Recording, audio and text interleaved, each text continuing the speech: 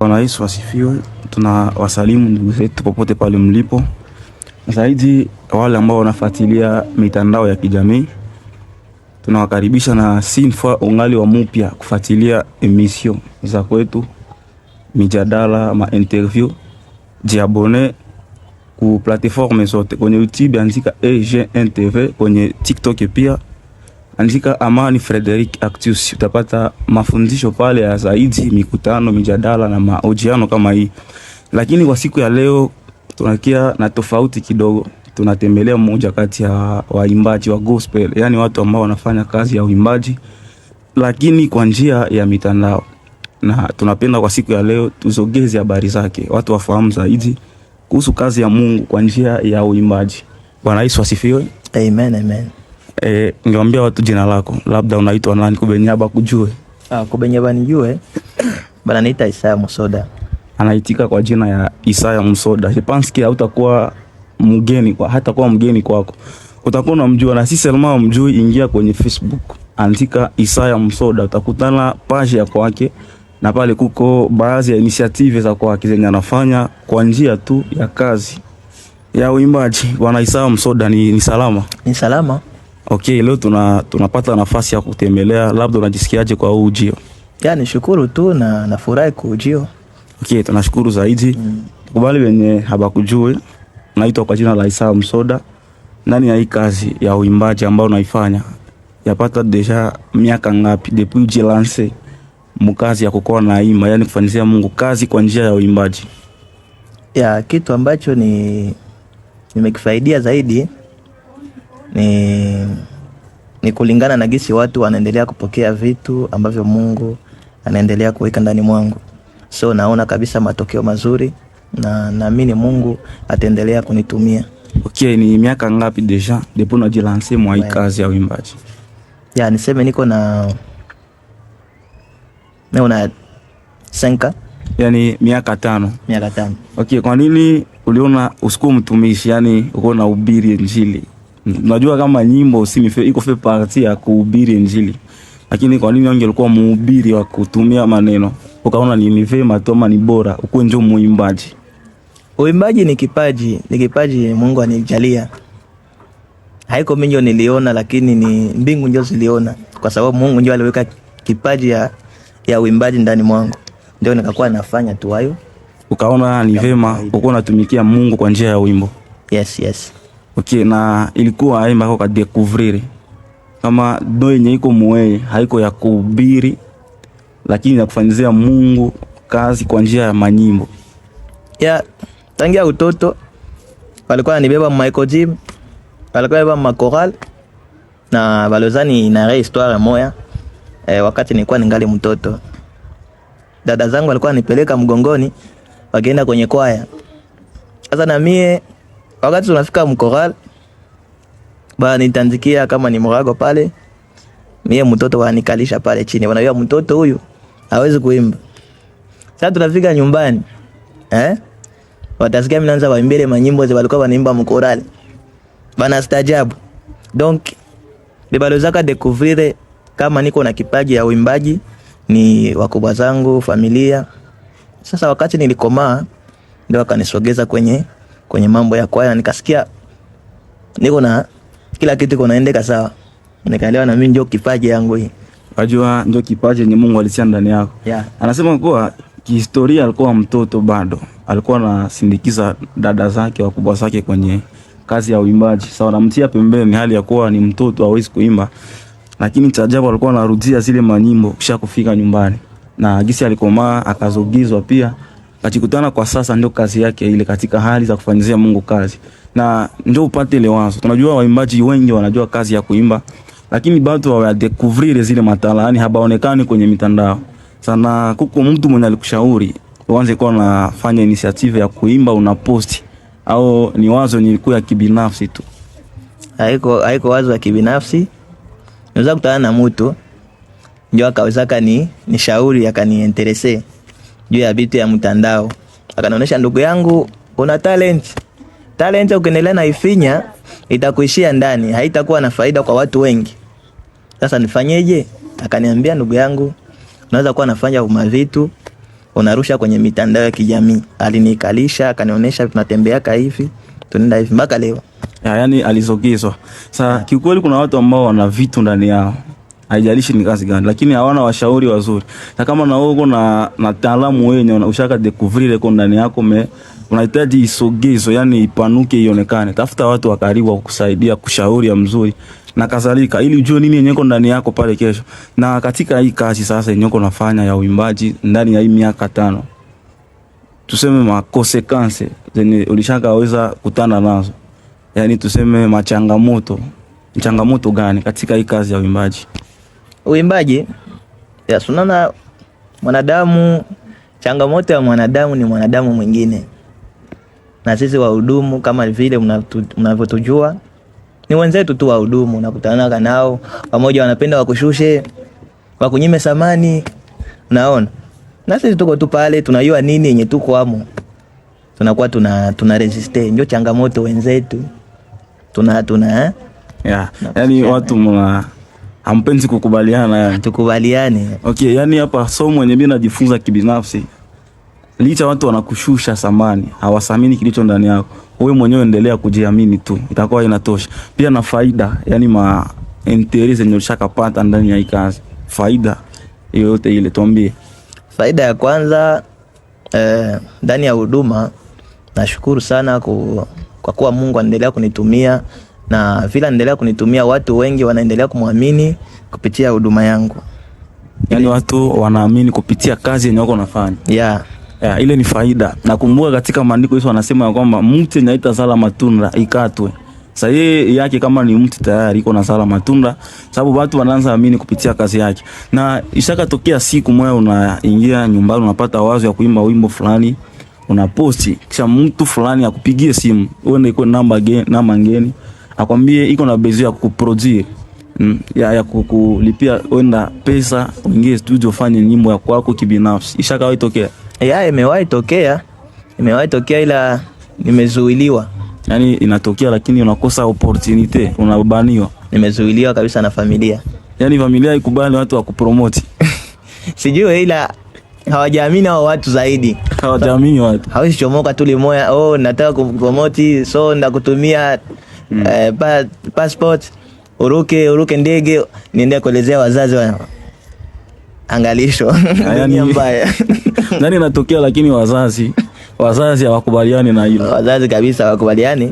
Sasa wengi binafsi kama vile muimbaji, japokuwa ile ni fursa yenye unapata na ni fursa ambayo lazima uitumie vizuri, unakutana na mawazo ya wazazi kama kupinga hivyo. Haikuumizi au unakutana wako sahihi tu sababu ni wazazi? Pengine hainumizi kwa sababu wanasemaga wazazi ndio wa Mungu wa pili kwenye dunia. Wa Mungu wa pili kwenye hii dunia. Lakini ukirudia kiakili ni opportunity ile. Mtu anakuambia atakupromote. Sana ikitokea mtu anatamani kukupromote ili akuye mkondition mzuri na bazazi bakue d'accord. Sasa unaweza taka kuwe mtu mwatatumia njia gani kukulomba wazazi? Anaweza kwanza kuongea na wazazi, halafu ana promote. Yani kuongea nao tu inatosha? Nafikiri inatosha kwa sababu vile watakavyoongea wao ni bora zaidi gisi mimi ningeliongea. Okay. Yani inasikilikana kama kuna mtu anataka kusupport ni wazazi. Yani wazazi wanakusupport kwa kile unachokifanya. Wazazi kabisa wananisupport, wananiombea. Ni wale wanileta kwanza duniani kwanza hapa. Yani wazazi sijui niseme nini. Ukitaka kuni promote ndio tutaongea, lakini kwa mwisho nitakwambia ongea na wazazi. Ukikubaliana haya. Okay, yani tuseme tukienda mu logique za hapa kwa dunia, les gens disent que mtu anapaswa kuwa na management. Yani kama unaweza kuwa na management yako ya kwanza ni wazazi. Sio kama napaswa kuwa na management. Nina management ya kwanza. Ni wazazi. Ni wazazi, yani wanakusupport. Wananisupport. Okay, labda wengi wanasikia tunasema tu hali za kuimba, uimbaji na kadhalika, lakini labda wenda hawajui unaimbaji. Labda ungekuwa na chorus kidogo ili waimbie watu angalau waamini ya kwamba ni wewe. Neema ya Golgotha ni kama bahari kubwa, neema tele na ya milele, neema ya kutosha. Okay, yani nafikiri kwa watu watakuwa wanarizika kabisa, na kama walikuwa hapa découvrir kile kiko ndani yako kupitia hicho kipande kidogo, watakuwa na uhakika ya kwamba wewe ni mtumishi ambaye unastahili support kwa kazi ambayo unaifanya, na zile makolaboration unafanyaga na benzako zimoya. Sasa inakuwaka maakor ama ni jambo la kawaida tu kama vile marafiki mmeamua kufanya kitu kwa pamoja? Ni jambo la kawaida kabisa, ni jambo la kawaida. Ndugu zangu katika Kristo, tunakusanyika, wahudumu wenzangu, tunafanya kitu tu pamoja. Okay, na mtu akitokea Simon haiko ndugu yako katika Kristo, lakini pia naye anafanya ile kazi ya uimbaji, anatamani mfanye chorus kidogo alafu mposti, kutakuwa masharti yote? Nitamcheki kwanza, ya kwanza ni mcheki nioni kweli huyu tunaendana, yani maka awe kwanza mnaendana, tunaendana kwanza. Sasa kumbuka maandiko nasema kuwa tulipewa bure, pia sisi tupane bure. Yani hiyo ni collaboration tu ya pamoja mnaifanya. Sasa ili muwe sawa sawa, na inabidi awe na vigezo gani ndio kutane huyu tunaendana na anastahili kufanya kazi pamoja na mimi? Ya kwanza awe ameokoka kabisa, awe anaokoka. Kwa kumwangalia tu kwanza nijue kwanza huyu anaokoka.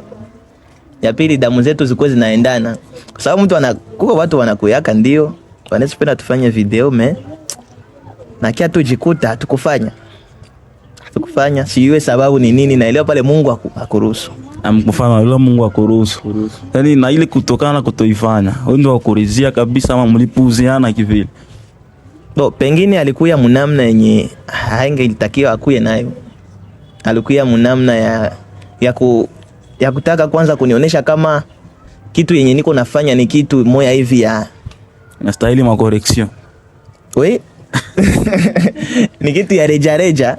Anakuya kwanza anaziaka kisha ananiambia tena tufanye video. Naona kwanza mtu anadharau kitu kenye niko nafanya, tutafanya naye nini? Hiyo nasikilikana kabisa. Yeah. Yaani inatakiwa kuheshimu kazi za watu. Hiyo ni kitu cha kwanza kabisa. Lakini afikiri kwa inaweza wezekana akuwe ni mtu mwenye ile unyulisema kwa kumtazama tu haokoke, lakini anatamani kufanya ile kazi ya uimbaji pamoja na wewe. Hauwezi kueleza kwa ni neema ya Mungu kufanya mkutanane wewe na japokuwa haokoke, lakini kupitia wewe afikie ile ukamilifu wa wokovu. Pengine wanasemaga kila mwenye pumzi amsifu Mungu. Kwa mstari huo tunaweza kuifanya. Yani kwa huo mstari kila mwenye pumzi amsifu Mungu. Yani hata kama haokoke, kama anatamani kufanya kazi na wewe, kama anataka kumsifu, kuna uwezekano kabisa. Kama anataka kumsifu Mungu tunaifanya pamoja. Okay, kwa nini sasa kwenye kupeleka ma chanson mu studio au upendi sana kuwekeza katika nyimbo zako propre? Mara mingi sababu unazo ndio, lakini sio nyingi kivile, na kama umetambulika kwa zaidi ni kupitia zile makoras, baadhi ya makoras ambazo tunazifanya kwenye mitandao ya kijamii. Kwa nini hutaki kuwekeza zaidi kwenye nyimbo zako, uandishi wako? Mimi hapa sitakage nifanye vitu vionekane vimoya hivi. Nataka nifanye kama ni project ya kwangu, ionekane hii ni project na ilikia na nguvu fulani. Pengine ile nguvu sijakuwa nayo, ile uwezo ya kufanya vitu ambavyo vinakuwaka mwakili nivitie kupratiki. Ndio unaona niko na wait. Okay. Yani unachukua muda wako wote wa kujiandaa kwa namna yoyote ili ukamilishe mipango yako kibinafsi kwa nguvu tena. Okay, tumalizia hapa sasa. Kama kuna mtu wewe angelitaka kuna watu ambao ndani mwao biko na esprit za kusoutenir art. Sasa kama kuna mtu mwenye anaweza kutana na ile video na anaweza kuwa na nia kusoutenir art, sasa unaweza kuwa na message gani kwa wale watu wenye biko na ile nia ya kupambia? Mungu aendelee kuwapatia moyo ya utayari, na sisi tupo hapa tuna matalent, lakini na nyinyi mna hela, mna hiyo sipo. So inakosa tu pale ni roho ya utayari ya kusukuma talent ili panuke zaidi. Na tunawaombeaga tu Mungu awapatie roho, na kama upo unatufuata, Mungu akusaidie kabisa na ukaribie, na tumaini tutafanya kitu kimoja cha nguvu sana. Okay, tunashukuru kwa mazungumzo ya siku ya leo. Nadhani bila shaka itakuwa ni mwisho. Tunasema kwanza asante kwa watazamaji wetu wote, na kama hujabone tuendelea na kuinsiste, ingia kwenye mtandao wa Facebook, andika Isaya Msoda, utapata account ya kwake yenye iko official. Utapata makazi zake zote hapo kwa ujumla. Mwenyewe hapa ni Amani Frederick Actus, na mtandao wa kwangu wa kibinafsi wa TikTok na Facebook, andika Amani Frederick Actus, utapata baadhi ya majadiliano kama na haya hapo. Kwenye YouTube andika pia EGNTV ama EG1 TV, utapata mafundisho pia, mikutano na mijadala na mazungumzo kama na hii. Tunashukuru, tukutane kwa kipindi kifuatacho. Asante sana.